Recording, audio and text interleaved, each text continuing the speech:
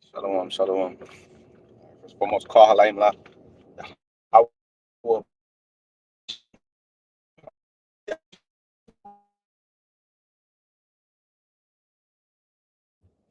elders great milestone charges truth, peace, and state the election, man.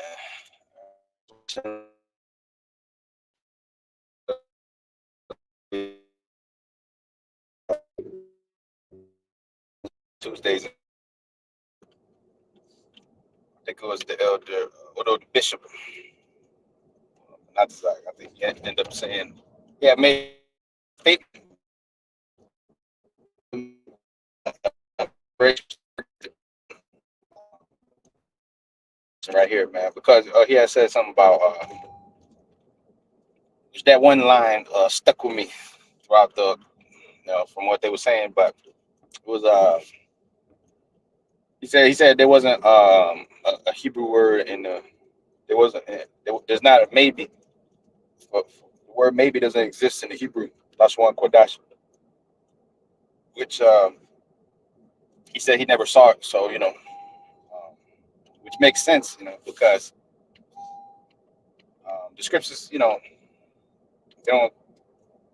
they don't tend to use those words, especially when it comes to what the Most High promised us through His Son, uh, which was a covenant that the Lord made with our people, from the beginning. All right, so hey, Most High said He's not a man that He should lie. So you know, you should be sure in the Most High, His Son. You should be sure and confident. You know, because we have a peace of mind, if you will. Because the Lord, He's with us. The Lord, He's behind this ministry. Okay, and the Lord's behind these words that we're speaking, because the words that we're speaking are coming to pass, man. You know, all right. Everything that the body of the prophets, okay, that has been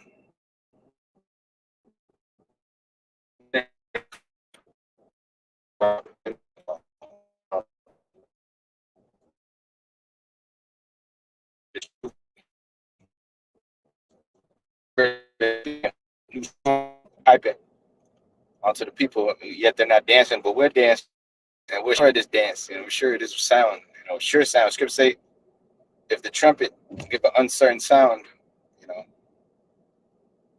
First Corinthians the 14th chapter, if the trumpet give an uncertain sound, how shall it be known what is piped or harped? So, we don't run as one that beat the air, but one that's, certain, of this is what we're involved in, of this truth, of this knowledge, of this wisdom. We don't run as one that beat the air. We run as one that is sure. 'Cause if you run in that race and you're not sure, man, the Lord told you, you're damned if you eat it. If you believe not, you're damned. So belief is a certain thing. So it says in Hebrews the 11th chapter, without faith it is impossible to please Him. First verse. Oh no, I think that's faith is substance of things hoped for, evidence of things not seen. I think that's jump down to the sixth verse. It says, without faith is impossible to please Him. That's right. So Deuteronomy 1, and I'll look a couple words here, but Deuteronomy the first chapter, and yeah, Deuteronomy the first chapter and the ninth verse. It says, and I spake unto you at that time, saying, I am not able to bear you myself alone. The Lord Yahweh, by Shem Yahshai, your power, have multiplied you, and behold, you are as this day as the stars of heaven for multitude. It says, the Lord your God, the Lord God of your fathers, made you 1,000 times so many more as you are. It says, and blessed you as He hath promised you. All right, which we know that we're blessed goes into being having slaves and being in a kingdom. We're not truly blessed on this side because we don't have any servants. We don't have any substance. When we spoiled the Egyptians, we left with great substance. Well, on this side, we don't have no substance. We don't have no power. We don't have no. We don't have nothing. We have uncertainty. But with the Most High, it's safety. With the Most High, um, there's safety. The scripture say Proverbs 18:10. The name of the Lord is a strong tower, and the righteous run into it and are safe, man. So we become safe through the promise that the Lord made our fathers, through His name. All right, which we are the fathers. Coming back. You are the fathers. You the same people. All right, through a process known as reincarnation, which everybody thinks that's some like Hindu type shit. Because everybody's in a confused state of mind, dealing with this knowledge and wisdom. Everybody's confused. The Lord has hidden his wisdom amongst his men, amongst his chosen. So that promise, okay, which matter of fact, I want to look at that word promise real quick.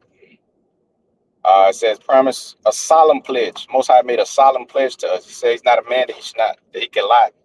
He's not like your daddy that tell you he's gonna come back, never come back. Your mama, you know, tell you gonna do this, do that, and they end up lying or some shit like that. Never come back, They end up abandoning you. The Most High is not gonna abandon you, man, because he's not a deadbeat. The Most High is not a deadbeat. All right. So it's a declaration in reference to the future. A declaration in reference to the future. That's a promise made by one person to another. In this case, the Most High to his chosen. Okay, to his children. In this case. All right. Shalom, Yabashim, Yashai, Bashim, Kakas, Bragatah. You brothers out there, be safe out there in Indonesia, man. Brothers out there, be safe, man. It says, assuring that the latter, that the former will do or do not, man. A specified act. That's a promise, man. All right. It's a promise. The Most High said he was going to destroy this place here in known as America, man. All right. So it's a guarantee. A promise is a guarantee, man. 100% stamp promise, that the Most High told you that he's bound by his word. He can't lie. He can't give no other he can't give no other outcome, man. All right. He's bound by his word. That's the beautiful thing, If one thing's already said, it's set in stone, man. All right. Isaiah 55:11. So shall my word be that go forth out of my mouth. It shall not return unto me void, but it shall accomplish there whereto I sent it, man. There whereto the Lord sent the word. That's why he calls himself the Lord of Sabaoth. That's the Lord of armies. But the Lord, when he make an oath, he don't go back on that oath. Right? Which the word oath going to the word pledge. You know, going to that word pledge, man. Okay, judicial swearing, solemn appeal. See, an oath is a judicial swearing. The Most High is the judge, right? So, he gonna make a oath with his people. Which he has already made. He gonna uh, he gonna make that oath to be what's the word for solidified, if you will. A concrete. It's gonna come. The promise is gonna come to its fulfillment, if you will. Because when the Lord came on scene, he said, Matthew, the 5th chapter, 17 verse on down, he said that my word shall not pass away. Heaven and earth shall pass away. My word shall not pass away until heaven and earth pass away. No one jot nor one tittle shall in no wise be done away with the law until heaven and earth pass away. One jot, one tittle, meaning one iota, one decimal point, or comma. When you read Baruch, the 4th chapter, the first verse say that it says that the law of the Lord endures forever. All right, the statutes and the commandments. That's why the earth is under the curse. Which the earth is under the curse because of the disobedience of Israel, starting with Adam. Going back to the sons of Adam. All right, which we represent the sons of Adam, the sons of the right, the sons like Benji represent the sons of the right. That's what we're me, son of the right. So we represent the right hand side. Through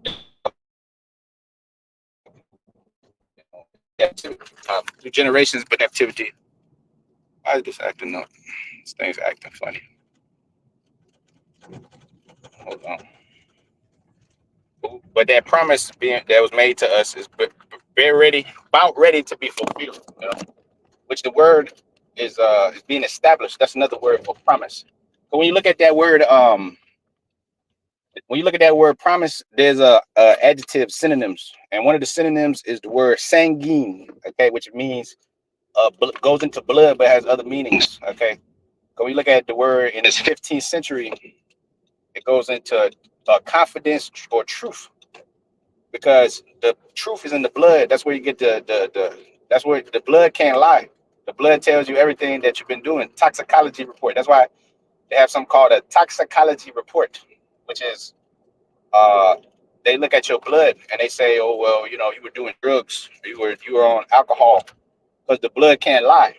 The blood, the Lord told you that the life is in the blood. Matter of fact, let's get that. And I'm gonna read the definition of the word sanguine. It says blood red, of a bloody red color, which the word in Spanish is sanguíneo, which could also mean a bloody slaughter. Because that's what the Lord is about to come do too. See how words have many meanings when used in different contexts. That's why you gotta go to the etymology of the word. Um, so it says of a bloodthirsty nature. The Most High is going to be bloodthirsty to come on the scene, fulfill His promise that He made to Esau. In Isaiah 63, the Lord said, "Dyed garments from Basra." All right, son will have dyed garments from Basra as he treads the winepress alone in the fierceness of His wrath. So it says, the meaning. Okay, it's the one I want right here. The meaning: cheerful or hopeful, a vivacious, confident spirit. Saying. So we have a sanguine spirit, if you will, man, because we're confident and we know for sure. You gotta know for sure that the Lord is going to do this, man. Like, there's no doubt in your head that the Most High is going to come deliver us, man. All right, the scripture tell you, you damned if you eat it. You know, if you damned if you eat the cup already, man. You damned, because you got to eat with faith. You got to be sure that the Lord's about to do this. Ain't no doubt. Ain't no doubt that the Lord's going to come back. Ain't no doubt that we're the Israelites. Ain't no doubt that we're teaching the truth. Ain't no doubt. You know, ain't no doubts, and that's the mindset of the election. You know, yes, we use the terms hopeful elect. That's for humility's sake. But really, there's nobody else out there. You know what I'm saying? That's confident in the Lord like you brothers out there, man. Nobody out there doing the work like y'all is doing it, and nobody's out there pushing this gospel. You're the ones, man. You got to be the ones. Like like Ariana Grande said, you the ones, man. All right. You could be the one. So, hey, yes, we deal with humility. Of course, scripture tell you make not yourself for that number. But the scriptures also tell you, in another breath, it also tells you that put on as the elect of Yahushua. Okay, Colossians 3:12. Put on therefore bow as the elect of Yahushua, bows of mercy, kindness, long suffering. Okay, so that's the type of spirit and that type of mindset that the men of the Lord, the elect, will have in these times. Okay, which ultimately is 100% confident spirit, man. You know, that's why you be able to go out there, man. See, that's why these people out there is lukewarm, because they don't really believe. They don't have confidence in their God and their power. They don't understand what they're involved. They don't know that the Most High is real. The Most High is not talking to them. You know, the Most High is not putting His breath in them. So, but the Most High is putting His breath in you brothers out there, man. And you few women. That's a true blessing. Everybody got their consolation. Some dudes are expert basketball players and shit. Some niggas are, actors and shit. They got their consolation. They're living in their little utopia in their heads. But see, we're not of this place, So we will comprise the ones that's waiting on that promise. So it says a cheerful, yeah, the word sanguine, cheerful, hopeful, vivacious, confident, because these qualities were thought in old medicine to spring an excess of predominance of blood as one of the four humors, the sense of pertaining to blood, which is rare. Yeah, because the blood can't lie, man. And that blood that the Lord shed for us gives us that confidence, man. You see, the truth is in the blood. The blood can't lie. The blood of the bloodline of Israel, man.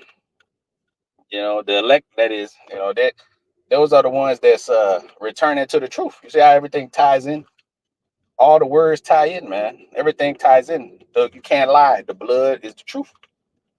So that's the truth right there. You know, the blood can't lie. Henceforth, you know, it tells us, our lineage. Here it is. Now we know we're Israelites through the blood of our father. Through the seed line of our father, through the seed line of our fathers, we know we're Israelites, man. Through the spirit, through you know, but also through the blood, which can't lie. All right. So the word sure means safe against attack, secure at a danger, reliable, fit, worthy to depend upon, mentally certain, confident of one's position. It says, or secure, which is the opposite of insecure, safe, secure, doubted, undoubted, dependable, or trustworthy, free from care, untroubled, heedless, or safe. The righteous run into it. Proverbs 18:10. The name of the Lord strong tower, righteous run into it and are safe. You've seen the power that the names of Yahweh Bashim Yashai possess. That power. You know what I'm saying? You've seen that power. The Most High has showed you. And he's about to keep showing you. You see? So a promise, a solemn pledge, a vow. The Most High made a vow. He ain't going to go back on his vow. A declaration in reference to the future made by one person to another, assuring the latter. It says assuring the latter that the former will do or not do a specified act, promise, guarantee, or assurance. A promise. Send forth, let go, foretell, assure beforehand, promise. That's right. Isaiah 25:1. O Lord, thou art my God, and I will exalt thee. I'll praise thy name forever, for thou hast done wonderful things. And thy counsel of old, our faithfulness and truth. Faithfulness and truth. So a faithful promise, man. Oh, as the scripture say, faithful is he that promised. See that? Yep. Hebrews 10 and 22. It says, let us draw near with a true heart and full assurance of faith, having our heart sprinkled from an evil conscience. That's right. The scripture tell you about them that are seared with a hot iron, that have even their consciences are defiled, meaning they don't believe in the promise, man. All right. And that would be the wicked reprobates, all right, that crept in unawares to, or before old ordained to his condemnation, because there's many of those out there that do not have confidence in our Lord Yahweh Shai's return. Because if they did, they will have continued with us, as you could say. They will have continued with you, all right, in spirit. Anyway, it says, having our hearts sprinkled from an evil conscience and our bodies washed with pure water, which is the word. You ain't gotta get dumped in a bucket full of chlorine full of water. Hey, dunk me in a bucket of water, and then I'm gonna be clean. Okay, a couple hours later, you're still gonna be dirty. You go there and you work out and do some shit, you're gonna be dirty. Because these bodies are by nature filthy. Okay, you perform the act of sexual relations, intercourse, your ass is defiled, because it's gonna tell you, if a man put forth the seed of copulation, then the man is unclean to the evening. Okay, so here it is. You're unclean, she's unclean, everything's unclean in this place, man. You know. But the law tells you about the law of purification of a woman. You gotta put her away for weeks. You gotta put her away for weeks. You know. So that's the flesh. So your bodies will washed with the pure water, which is the word. Okay. Now it says 23rd verse. Let us hold fast the profession of our faith without wavering. For he is faithful that promised. There you go. Let us hold fast the profession of our faith without wavering. For he is faithful that promised. Those that waver are those that didn't build their house upon that rock. Those that waver are those that built their house upon that sand. That sand, that quicksand, that's easily taken by the seacoast or by a storm. A house must be built upon bedrock, man. A house got to be built upon a strong foundation, which is that promise, which is that faith, which is the names of the Lord, which is, this wisdom, this understanding, but which was created with the faithful in the womb. Sirach 1:14. So let's hold fast profession of our faith, Hebrews 10:23. without wavering, for he is faithful that promise. Let us consider one to provoke unto love and good works. All right. So yeah, that's a good work to have none but confidence in the Lord. But that comes by the special gift of faith, which Muslim Psalm 3:14 said the special gift of faith given to the eunuch, which his hands have wrought no iniquity. All right. So that promise, man, is about to be fulfilled, bro. All right. 1 John 2:28. And now, little children, abide in him, that when he shall appear, we may have confidence and be not ashamed before him as coming. That's right. When the Lord comes, you know what I'm saying? You've already occupied. The Lord told you, occupy till I come. You've shown forth. The Lord told you your faith without works did. So you've shown forth that you believe in that promise, man, that you have total assurance in that promise, that you are not wavering, that you're not over there, man. I don't know, man. The Lord might not come. If you're in that spirit, bro, you a dead dog. It's gonna tell you a dead dog that cannot bark. You know, you're not sure, man, the Lord's not gonna come back. Man, Lord, I don't know where the Lord's at, bro. Why the Lord ain't here? You know? So I told you in your patience, what's that? Luke the 19th chapter. He said, in your patience, possess ye your souls, man. All right, you're supposed to possess your souls in patience. You know, in Luke 19, I think that's the 21st verse. All right. And your patience supposed to possess that soul of yours, man. All right, because what the hell else is there to look forward to? All right. A life without no hope is not a life at all, man. You gotta have some hope. You gotta have something to look forward to, motivate your ass. All right. Because if not, then you're gonna be dead, depressed and shit. Like Jake is out here in this world looking at Esau for some answers. Esau ain't got the answers, man. Esau don't have the answers. The heathen don't got the answers. The church pastor pimp, he ain't got the answers. You know, that little fine little girlie you got, you know, she ain't got the answers. She ain't got no answers. She got more questions and confusion. Ain't no answers in this world, man, except the answers that come from the book, man. All right, Isaiah 34:16, which I was watching one of these Christian clowns, I guess the brother, the biblical defender, brother from Baltimore. I've been watching him for years. When I first came in, his videos were like real funny. Like, you know, they caught you. They caught my attention, man, because the way he put up together the figures and stuff. He'll be, you know, Jake got salt, you know, so the way that he used to put he still does it to this day. But anyways, he takes the clips of the Christians and, you know, start talking about it. Now, usually his videos are around like 17 minutes. But I guess he pulled one of the Christians, man, and these guys don't believe in the scriptures, man. They're just demonic, man.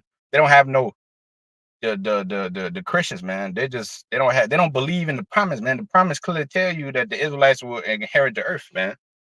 You know what I mean? The promise tells you that the Israelites are the chosen, and that they're gonna take over this earth and make it fruitful again. Okay, as it once was. Paradise. 2 8:52. Okay, a paradise which is open unto us, man. All right. Which the doors of mercy are about to close. You know. So it says Luke 1 and verse 68. It says, "Blessed be the Lord, power of Israel, Lord God, power of Israel, for he had visited and redeemed his people." So he had visited and redeemed his people. He had raised up a horn of salvation for us in the house of his servant David, as he spake by the mouth of his holy prophets, which have been since the world began, that we should be saved from our enemies and from the hand of all that hate us, to perform the mercy promised to our fathers. Oh, so it's such a thing as haters. There is such a thing as haters. The scriptures tell you that the haters of the Most High should have submitted themselves unto him, right? That is such a thing. That does exist. Psalms, the 81st chapter. Let's get that too. That is a thing that does exist. And we're hated by every goddamn body on the earth. The Israelites. We're hated by and the true men of the Lord, okay, as well. Because you represent righteousness on the earth, and everybody's under a demonic fucking spell, even your people, you know. So everybody's fighting against the truth. See, but we're fighting for the truth, and they're fighting against the truth, against the word itself, because they're not washed with the sprinkling that we just read earlier. So they don't believe necessarily in that promise, you know. Okay, because that's only specially gifted. Again, um, was Psalm 3:14. So Psalms 81 and verse 14. I should soon have subdued their enemies. Or 13 verse. Actually, it says, "Oh, that my people had hearkened unto me, and Israel had walked in my ways. I should have soon subdued their enemies, and my hand should have been against their adversaries. The haters of the Lord should have submitted themselves unto him, but their time should have endured forever." It says, "But he should have fed them also with the finest of the wheat, and with honey out of rock should I have satisfied thee." That's right. So look, that's the haters of the Lord, and those are our own people. Our own people. It says the haters of the Lord should have submitted themselves unto him. Okay. He saw them, they're just natural born demons. So they're not chosen. Of course, they hate the righteousness, but your people are considered haters of the Most High. They should have submitted themselves unto him. The Edomites and the people they ain't gonna submit themselves to nobody. Okay, they're not gonna, because they're not the people. All right, but their time should have endured. He should have fed them with the finest of the wheat, and with honey out the rock I should have satisfied thee. All right. Okay, so back in Luke 1 and verse 71, that we should be saved from our enemies and from all the hand of them that hate us, to perform the mercy promised to our fathers, and to remember his holy covenant, which that's a promise. The holy covenant is a holy promise. Um, it says the oath which he sware to our father Abraham, Abraham, Abba father, or Abraham, the promise, father of the promise, father of multitude. Okay, father of a multitude, father of the nations. That's what the word means. But he's also the father of the promise. Okay, which the men of the Lord represent 144,000 are the fathers of the promise. Okay, as Abraham was one of those men, just like Enoch, that was translated as an example unto all generations. Okay, the seven from Adam. Okay, you got the rest of them, Enoch. You got all these great men, what they were called the Nephilim, Genesis the 6th chapter, which the Nephilim will be considered the Israelites, man, in today's terms, will be considered the Israelites, because these are men of great renown, men of legend. Ooh, Michael Jordan. Michael Jordan, them niggas are Nephilim. But the true Nephilim are the men of the Lord. Okay, because they're gonna perform mighty feats. Okay, just like Dodo. Look at that. 2 Samuel 23rd chapter, I believe, speaks about Dodo slaying 800 men at one time. Uh, 8 verse, yep. Second Samuel 23 and 6. Actually, I started at 6. But the sons of Belial shall be all of them as thorns thrust away. That's the sons of Belial will be the sons of the unfaithful, the ones that don't believe in that promise. Sons of Belial. You're not sons of David. You're sons of Belial, man. That's the most I got a sense of humor, bro. He sure does. He sure does, man.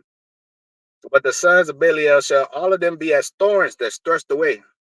They're good for nothing niggas, because they cannot be taken with hands, but the man that shall touch them must be fenced with iron and the staff of a spear. They shall be utterly burnt with fire in the same place. In America, man. Okay, that back then it happened to them over there, but the sons of Belial back here today, teaching false doctrines and shit, being niggas, you know.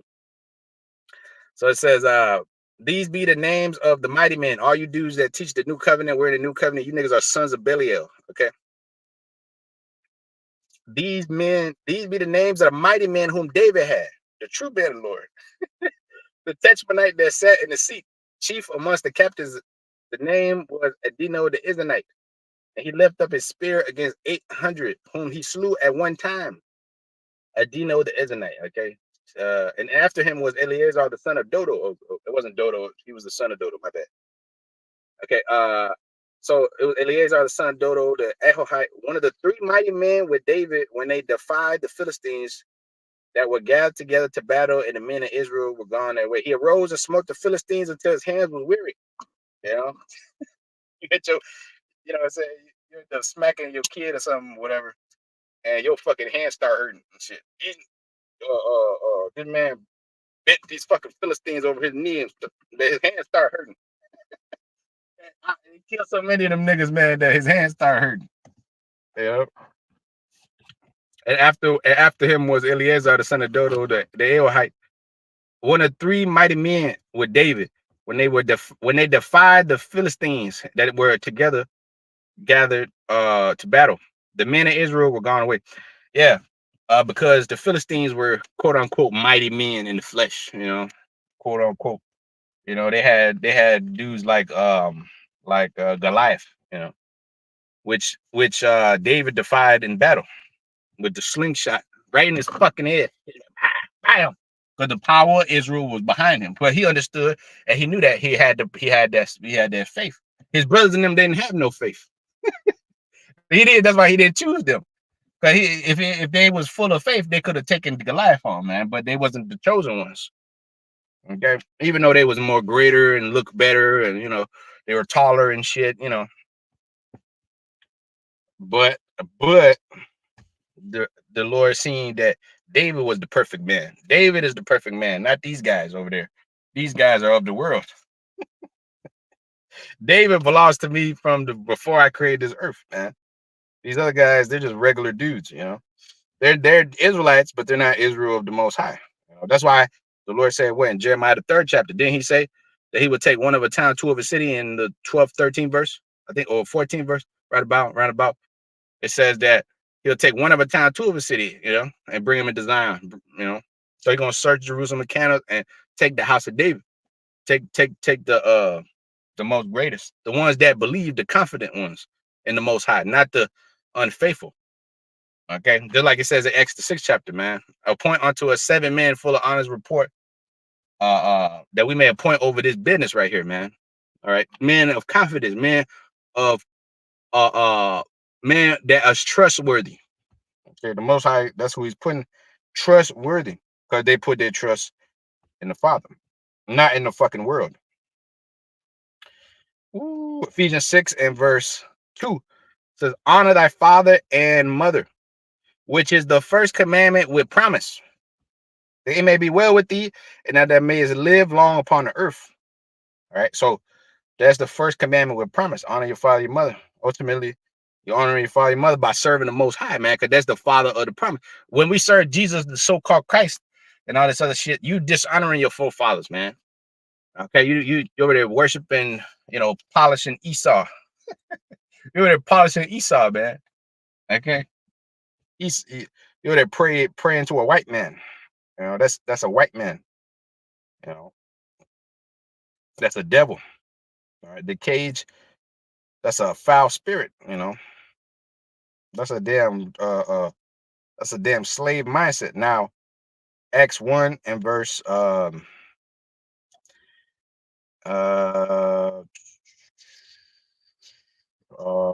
verse 1, it says, the former treaty have I made, O Theophilus, of all that Yahushua began both to do and teach.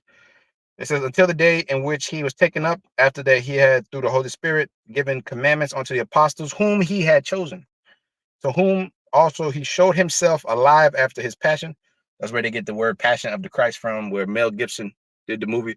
That's where they get the word from. That's where they got it from. Acts 1 and 3, Passion of the Christ. That's where they get that. By many infallible proofs being seen of them 40 days, and speaking of the things pertaining to the kingdom of the Most High, and being assembled with them together, commanded them that they should not depart from Jerusalem, but wait for the Father of the promise. But wait for the promise of the Father, Salakia. But wait for the promise of the Father, which saith, ye have heard of me. But John truly baptized with water, but ye shall be baptized with the Holy Spirit not many days hence. It says, wait for the promise of the Father, man. All right, then in the 6th verse, they ask, whether at this time restore the kingdom to Israel, so on and so forth. But that time is now. That time is now, where that promise is going to be fulfilled. Okay, right now the promise is halfway fulfilled, because the Most High said that he will wake up the Israelites, he'll bring you back, and he will put you in remembrance, though you once knew this. Okay, but the rest of the prophecies must be fulfilled. You got to go through Jacob's trouble. You got to go through the micro-sea hip. You got to go through the chariot deliverance. You got to go through, all these different things that's going to fulfill the rest of the promise. The Lord Yahweh shall come back. You know, the Lord has not returned yet. Like the Jehovah Witness has said that Jesus came in 1914 invisibly. The Lord told you, Revelation first chapter, in the 7th verse on that, said, "Every eye shall see him, and even they that pierce him." They're gonna come and they're gonna see him coming in 13th chapter on the mountain of hewing out the on the ship, on the father ship, not the mother ship, because that's some women worship shit. The father ship. Okay, when people say the mothership, that's some women worship stuff, man. You know, that's some women worship nonsense. The Mother Earth, all that's what Esau came. That Esau came up with that new speak. In the ancient world, we didn't talk like that. We never. It wasn't all the holy mother and all this different shit. You know, we'd had respect to the weaker vessel, but it wasn't like our whole society was based upon the metropolis, which means the mother city. This place is built upon the mother city. You know? Just like going back to Greek mythology, everything was based upon Gaia, and the Titans were a bunch of women and shit, and which the Greeks were. All them Greek philosophies came from Jake, man. All them Greek gods and shit, they all came from Jake making up stories and shit in their heads. That's why when you read the book of Acts, scripts, the Lord told you you're too superstitious, man.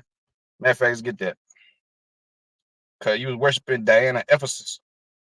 Okay, that's a Greek damn god that you made up, worshiping that damn woman, being superstitious. Being Jake too superstitious. Acts 17, cause Paul was standing on Mars Hill and he was talking, he was cursing him Jake out, man, talking about you niggas are over there worshiping Diana Ephesus, man. You know. Acts 17, verse 22. Then Paul stood in the midst of Mars Hills and said, "Ye men of Athens," that's in Greece. Athens, Greece, you go there today, you can see the Pantheon, all that shit over there. Okay. You go over there, you eat yourself some Mediterranean food, which the word Mediterranean means Middle Earth. Cause that's where that was called Middle Earth back then, because they thought that Europe was like the only part of Earth. So that would be like the middle ground over there, Middle Earth. You know, that's why that lake is called the Mediterranean, because it's like the dividing between Europe and Africa, if you will. But that's the Mediterranean. And anyway, it says, "I perceive that in all things you are too superstitious." I perceive that in all things you are too superstitious. You're too superstitious. That's Jake. That's how they came up with them Greek gods and shit, making shit up. It says, "For I passed by and behold your devotions. I found an altar to the inscription to the unknown God, where whom therefore ye ignorantly worship him. I declare unto you."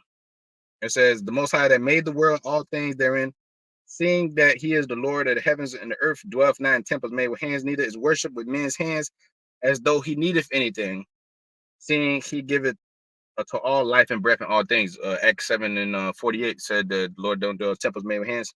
Same statement. "And had made of one blood all nations of men, but to dwell on the face of the earth, had determined the times appointed before and the bounds of their habitation." Yeah, quote unquote. Yeah, you all come from one blood, but you all have divisions pursuant to Sirach, the 17th chapter, as well, 17:17, pursuant to Genesis, the 10th chapter as well. Because back then the Lord divided the languages, and he appointed them. When the Lord divided the nations, he said he did it so according to the bounds of the children of Israel. All right, the distinction. A very, very clear distinction. And he promised that people who he made a distinction, he promised them that that they would rule at the end, that they would have the land flowing with milk and honey. Deuteronomy 6:3, it says, "Have therefore, hear therefore, O Israel, and observe to do it, that it may be well with thee, and that ye may increase mightily." We're going to increase mightily as we wait on the promise, as the promise is fulfilled to us. Our days shall be prolonged. It says, that you may increase mightily, as the Lord God of thy fathers have promised thee, in a land that floweth with milk and honey. Hear, O Israel, the Lord our power is one. Right? And thou shalt love the Lord thy God with all thy heart and with all thy soul, all thy might. These words which I command thee this day shall be in thy heart, and thou shalt teach them diligently unto thy children, not slackfully, not sluggardly. All right. The Lord told you, go to the ant, thou sluggard, man. All right. The Lord said, teach them diligently unto thy children, and shalt thou talk of them when thou sittest in thy house and when thou walkest by the way. Not when it's hot outside. that when it's convenient for your ass, you know.